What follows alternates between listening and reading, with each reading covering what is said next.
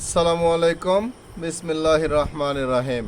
শ্রম আইন নিয়ে আলোচনা করার জন্য আরও একটি পর্ব নিয়ে আপনাদের মাঝে হাজির হলাম। আশা করি সকলে ভালো আছেন। দেশ ও প্রবাসের সকল সেক্টরের সকল শ্রমিকদেরকে জানাই সংগ্রামী শুভেচ্ছা ও আন্তরিক অভিনন্দন। সংগ্রামের সাথী ও বন্ধুগণ, আজ আমরা আলোচনা করব শ্রম আইনের ধারা 98 নিয়ে। সংবাদপত্র শ্রমিকের জন্য চিকিৎসা পরিচর্যা।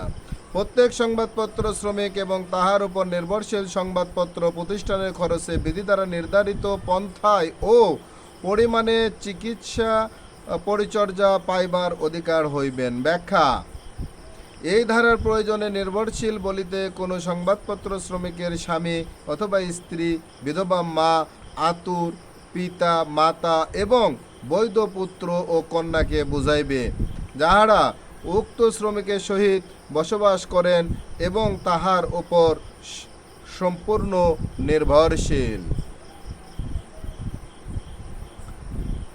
ধারা 98 অনুযায়ী প্রত্যেক প্রিন্ট ও ইলেকট্রনিক মিডিয়ার কর্মরত শ্রমিক কর্মচারী এবং তাহাদের উপর নির্ভরশীল গণের জন্য প্রতিষ্ঠানের খরচে ইনডোর ও আউটডোর চিকিৎসা ব্যবস্থা থাকিতে হইবে।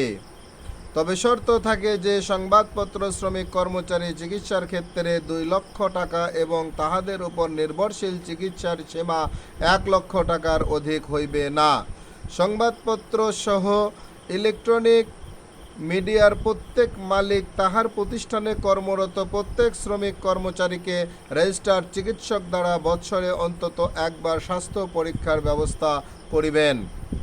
যেক্ষেত্রে সংবাদপত্র ইলেকট্রনিক মিডিয়ার মালিক কর্তৃক প্রদত্ত চিকিৎসা সুবিধা পর্যাপ্ত না থাকে, সেই ক্ষেত্রে শ্রমিক কর্মচারী তাহার মালিকের নিকট হইতে পূর্ব অনুমতি গ্রহণ করিয়া দেশের অভ্যন্তরে উপযুক্ত কোনো হাসপাতাল হইতে মালিকের খরচে চিকিৎসা গ্রহণ করিতে পারিবেন। কোনো সংবাদপত্র ইলেকট্রনিক মিডিয়ার শ্রমিক কর্মচারী পেশাগত দায়িত্ব পালনকালে দুর্ঘটনায় পতিত হইয়া জখম বা আহত হইলে বা পেশাগত রোগে আক্রান্ত হইলে সম্পূর্ণভাবে সুস্থ হওয়া পর্যন্ত মালিক তাহার সম্পূর্ণ চিকিৎসা খরচ বহন করিবে।